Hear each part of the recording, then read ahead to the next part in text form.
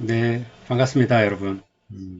벌써 이제 14주차 녹음 강의를 진행 준비를 하고 있습니다. 여러분도 잘 아시는 것처럼 지난 저희가 10월 9일이 한글날이었었는데요. 그날이 또 토요일이었었고요. 그래서 수업을 진행해야 됐음에도 불구하고 공휴일이어서 수업을 진행을 하지 못했습니다. 그래서 아마 이번 학기에는 많은 분들이 현재 이제 기말고사 시간이 언젠지 이런 것들을 궁금해하고 계시는데요. 18일이 기말고사가 될 겁니다. 그래서 15주차가 실제로 이제 주차로는 16주차가 되고요. 10월 9일이 한글날이었었기 때문에 실제로는 12월 18일 12월 셋째 주 토요일이 여러분들 15주차 수업을 실제 하게 되는, 마무리하게 되는 그런 그렇게 될 것이다 라고 학사 일정들을 좀 미리 알고 계시면 좋을 것 같습니다. 그래서 여러분들 그 외에 개인적인 어떤 스케줄이나 이런 것들도 그날을 좀 조정을 하셔서 확인하셔서 잘 맞추어서 조정을 하시기를 말씀을 좀 드리겠습니다. 저희가 이제 그동안 사회복지 그 프로그램 개발과 평가 또는 아니면 이제 프로포잘 이런 것들을 공부를 하면서 지금 저하고 전공 심화 과정에서는 여러분들 이제 2학년이시고 하셔서 프로포절 실무 분석에 대해서 공부를 같이 하고 계신데요. 그동안 저희가 앞장에서 계속해서 사회복지 제안서 우리가 만드는 전에는 이제 프로그램 개발과 평가라고 하는 과목에서 공부를 하셨기도 하시고 또 여러 가지 과목에서 공부를 하셨었는데요. 일단 그동안 저희가 13주 동안 사회복지 프로그램이 무엇인지, 또 그 프로포잘이라고 하는 것이 무엇인지, 또 그리고 프로포잘을 작성하는 단계나 어떤 그 팁에 대해서, 그리고 그 중에서도 이제 우리나라에서 가장 많은 그 재정지원처의 큰 역할을 하고 있는 사회복지 공동모금회, 또는 대표적인 삼성복지재단, 그 외에도 푸르메재단이든지 오렌지재단이라든지 아니면 초록우산이라든지 굉장히 다양한 재정지원처, 더욱이 이제 공공기관, 정부 중앙부처나 아니면 지방 분권에 의한 지방행정부서에서 해당 부서들에서 진행하고 있는 다양한 공공기관에서 하고 있는 재정지원처의 역할들도 함께 공부를 해 보았습니다. 오늘 이 시간부터는 이제 14주차에는 이제 앞으로 사회복지 프로그램의 개발 관련 쟁점과 어떻게 이제 제안서를 우리가 작성을 하는 게 꼭 필요하다는 건 저희가 다 인지를 하고 계시죠. 그리고 실제 사회복지 현장에서는 굉장히 중요한 어떤 인사고과의 하나로도 고려되어 가고 있는 그런 실정들입니다. 그래서 어떤 이런 부분에 있어서 우리가 프로포잘, 즉 제안서를 외부 재정지원처에 제안을 해서 외부 기금들을 채택받아서 오는 것들은 굉장히 중요한 부분이라는 건 재론을 할 여지가 없는데요. 앞으로 이제 그동안 저희가 공부해 왔던 것들을 정리해 가면서, 그리고 그동안 오랜 시간 우리가 사회복지 현장에 있으면서 사회복지의 어떤 변화의 흐름들을 한번 훑어보고 쭉 검색을 같이 한번 해보고, 그 다음에 앞으로 우리 사회복지가 진정 이렇게 좀 더 발전적으로 나가야 될 방향이 어디에 있는지 그런 것들을 한번 같이 봄으로써 앞으로 우리가 제안서를 작성을 할 때, 그리고 예를 들어서 우리가 사회복지기관에 있다라고 그러면 우리 사회복지기관이 앞으로 어떠한 일들을 좀 해나가는 것이 미래 사회를 변화에 맞춰서 갈 수 있는 부분들인지를 한번 검토해보는, 배워보는 그런 시간으로 14주차와 15주차를 좀 준비해 보려고 합니다. 그래서 사회복지 프로그램 또는 프로 제안서라고 하는 것들은 일단 프로그램을 먼저 한번 보면요. 사회복지 프로그램이라고 하는 것은 기본적으로 사회 문제를 해결하거나 아니면 변화되고 있는 사회에서의 생기고 있는 다양한 문제들, 또 그러한 클라이언트 집단, 급속하게 변화되는 사회에서 소외되거나 아니면 어떤 차상위 계층 또는 빈곤 계층 아니면 어떤 장애를 가지고 있거나 그런 어떤 특정 클라이언트 집단이 가지고 있는 욕구 충족을 좀 해결하기 위한 또는 돕기 위한 일련의 제반적인 활동이 사회복지계에서의 제반적인 활동을 우리가 사회복지 프로그램이다라고 이야기를 한다라고 정의를 간단하게 말씀을 드릴 수 있겠죠. 그러면 사회 변화나 아니면 사회 문제를 해결하기 위한 또는 클라이언트 집단이 가지고 있는 문제 해결을 돕기 위한 어떤 프로그램들을 만들기 위한 것들인데 이런 것들이 실제로 사회의 변화 속도가 실제 문제를 예상하고 문제가 발생했을 때 그 문제를 해결하고 도와드리려고 하면 벌써 어느 정도 좀 문제의 심각성이 깊어지는 경우들이 많죠. 그래서 조금 더 우리가 좀 더 앞서 나가거나 좀 더 공부를 했던 사람으로서 좀 더 선지적인 어떤 방안들을 제시를 해야 될 수 있어야 되는데 그러려고 그러면 기존의 기관에서 해왔던 사업들을 흔쾌히 변화의 어떤 매개를 읽어내고 보다 앞선 방향으로 나갈 수 있는 어떤 제안서들을 작성할 수 있는 기술들 또는 기능들이 좀 필요하다라고 하는 거죠. 그래서 사회 체계가 변화함에 따라서 복합적이고 또 다양한 문제를 가진 클라이언트들이 생길 수밖에 없고요. 또 사회에도 굉장히 이전 사회에서는 볼 수 없었던 다양한 사회 문제들이 생성이 되고 있습니다. 그래서 사회복지사 여러분들에게는 실제로 이러한 사회 문제를 해결하기 위해서 어떻게 하면 좀 효과적이고 또 효율적으로 프로그램들을 개발할 수 있느냐 하는 것들은 굉장히 큰 화두죠. 우리 사회적인 문제고 필수적으로 사회복지사분들이 풀어나가야 될 숙제다라고 이렇게 정리해서 말씀드릴 수 있을 겁니다. 그래서 이러한 어떤 과정들을 저희가 이제 그동안 13주 동안 그런 과정들을 좀 공부를 해왔던 거죠. 기존의 사회 문제에 대응하기 위한 어떤 사회 문제들, 그 다음에 제안서는 어떻게 작성해야 되는지 이런 부분들, 그리고 실제로 다양한 기관에 공공기관이 되었든 뭐 사회복지 공동모금회가 되었든 또 아니면 기타 다른 어떤 재정지원처에 어떤 제안서를 표준적으로 잘 작성된 제안서들을 검토해 보면서 현재 이러한 어떤 제안서들을 양식으로 작성을 하고 이렇게 함으로써 우리가 기존의 기관에서 해왔던 일을 제외한 기관에서는 어떤 다른 어떤 재정적인 어떤 문제라든가 그런 어떤 사회복지 기관에 가지고 있는 어떤 한계로 인해서 새로운 문제 또 아니면 발생될 것이다 라고 예상되는 문제에 대한 어떤 선제적인 어떤 프로그램들, 사회복지 프로그램들을 만들고 도전해보고 시도해보는 그런 일은 하기에는 굉장히 제한적이었다라고 말씀을 드릴 수 있겠는데요. 그런 것들을 해결하기 위한 방법이 바로 외부의 재정지원처를 발굴하는 거고 다양한 외부 재정지원처들이나 같은 문제, 이렇게 발생되고 있는 사회 문제에 관심을 가지고 있는 다양한 기관이나 어떤 기업들 또 아니면 단체들 이런 어떤 재정지원처를 발굴하는 것들이 큰 숙제였었고요. 또 이런 재정지원처에 어떤 선택받기 위해서 아니면 협업을 하기 위해서는 제일 중요한 게 바로 사업제안서, 우리가 그동안 공부했던 프로포잘을 작성해서 누구나 이해할 수 있도록 그리고 논리적이고 과학적이고 그 다음에 효과적으로 그 프로그램을 실행할 수 있다라는 어떤 역량들을 표현하는 어떤 그것이 바로 프로포잘이었다라고 하는 거죠. 그런 걸 표현해내는 방법이. 그래서 이런 것들을 저희가 그동안 13주 동안 함께 공부를 해왔습니다. 그래서 그동안 뭐 여러 가지 사례도 공부를 했고 또 그동안 그 제안서를 작성하는 방법이라든가 이런 것들을 여러분들 직접 해보기도 하시고 진행을 해보셨습니다.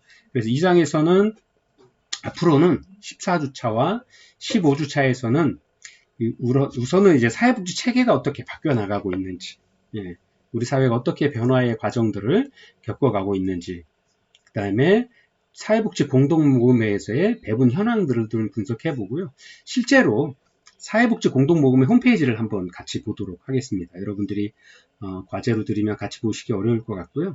실제 사회복지 공동모금회에 어떤 일들을 다양하게 진행을 하고 있는지, 실제로 그곳에서도 재정을 모금하기 위해서 가정을 대상으로 하는 재정기금, 개인을 대상으로 하는 것들, 그 다음에 기업들, 아니면 아름다운 가게, 그 다음에 나눔 가게, 나눔 가정, 이런 어떤 명칭을 주고, 또 개인적인 어떤 기부하시는 분들 중에서 일정 금액 이상을 하시는 고액 기부를 약속하신 분들이나 기업들에 대해서는 또 다양한 어떤 명예로운 어떤 명예를 좀 주기 하고요.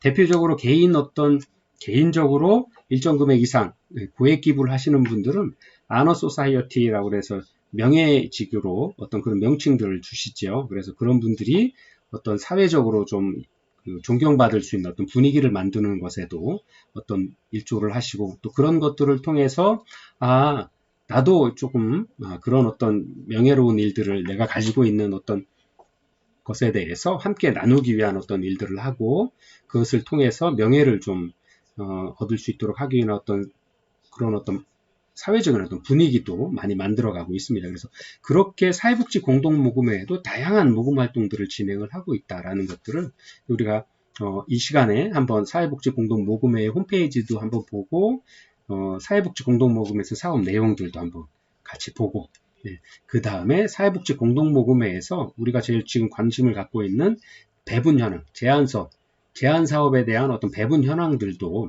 한번 쭉 검토를 해봄으로써 우리가 앞으로 현장에 나가서 어떤 업무를 진행을 하실 때 꼭 사회복지 공동모금회뿐만 아니라 다양한 외부 재정지원처에 우리가 어떤 그들이 관심을 가질 수 있는 사회적인 어떤 관심과 우리 기관의 관심을 합쳐서 함께 재정 지원을 하고 우리가 그런 프로그램들을 실천함으로써 변화되는 사회에서 발생될 수 있는 어떤 다양한 사회 문제들 또는 사회적 약자들을 돕기 위한 어떤 활동들을 함께 해나가기 위한 준비를 미리 해나갈 수 있을 거라고 생각을 합니다. 그리고 마지막으로 향후 사회복지 프로그램 개발을 위한 어떤 방향성들을 한번 제언하는 것으로 14주차, 15주차 수업을 함께 진행해 보도록 하겠습니다.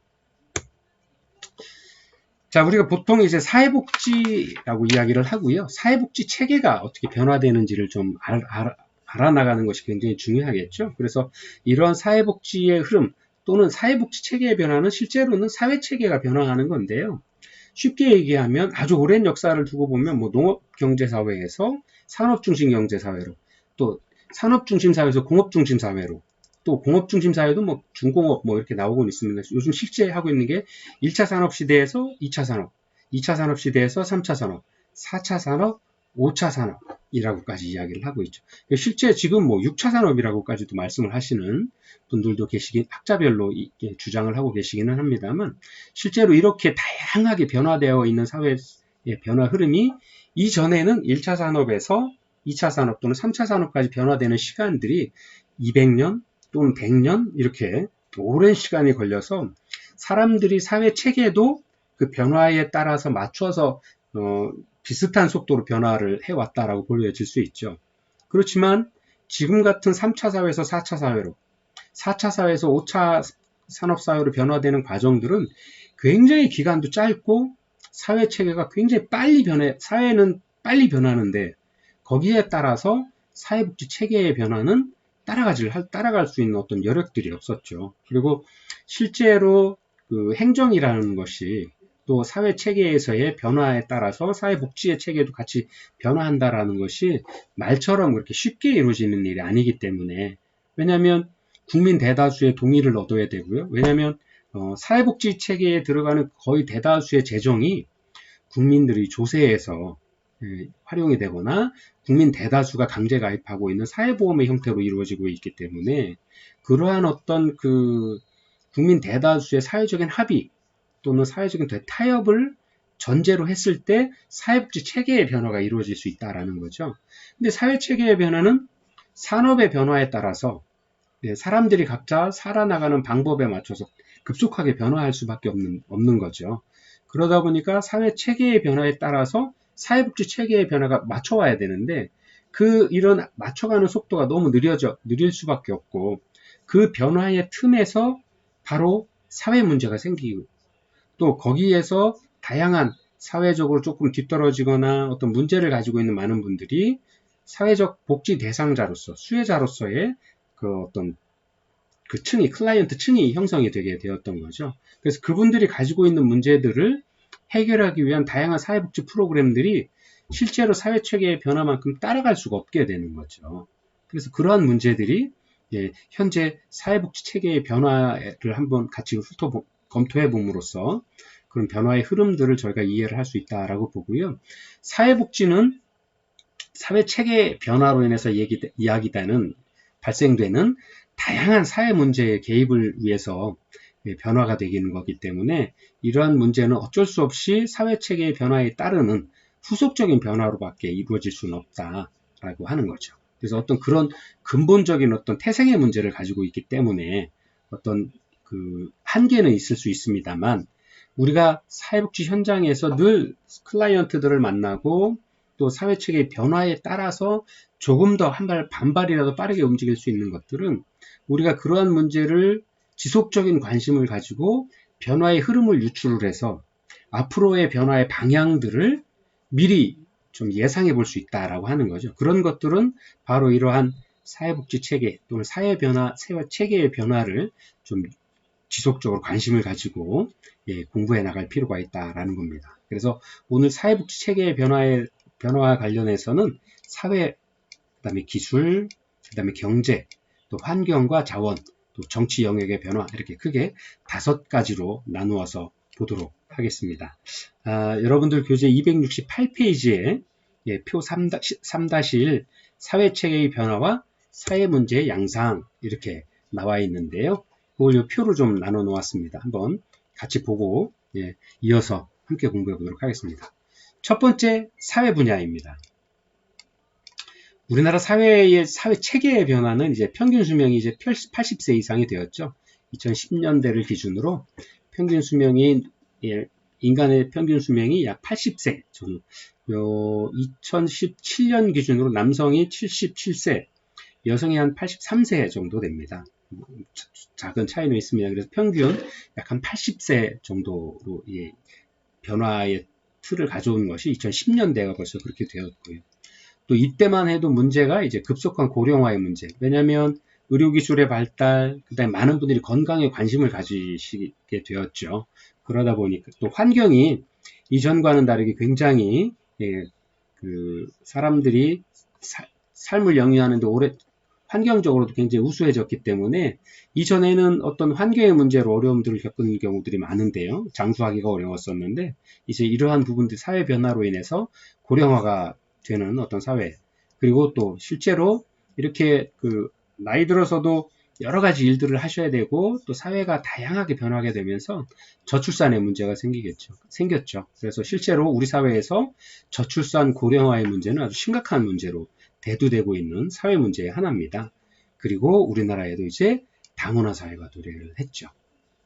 그래서 1980년대 말서부터 우리나라의 농촌, 어촌, 산촌에 계신 많은 총각분들, 노총각분들이 그 다음에 또 그때부터 우리나라에도 또 하나 계기가 된 것은 군사정권, 얼마 전에 돌아가신 전두환 노태우 정권에서 우리나라가 어떤 경제성장을 이루고 그 다음에 그 과실을 좀 고루 나누기 위해서 통금도 없애고 그 다음에 1987년인가요? 87년인가 88년인가 7년 정도의 해외 무역 자유화를 진행을 했습니다. 그 전에는 여권을 만들려고 그러면 굉장히 여러 가지 재산은 있는지 여러 가지 다양한 어떤 관련 서류를 제출을 해야 또 그 다음에 외국에 나가는 어떤 목적들을 소명을 해야 여권을 발행을 받을 수 있었는데 이러한 어떤 법적 제도적 규제들을 확 풀어준 거죠. 그리고 실제로 민간인들도 자기의 목적을, 개인적인 어떤 목적을 가지고 해외여행을 나가실 수 있도록 해외여행 자유화의 어떤 시기가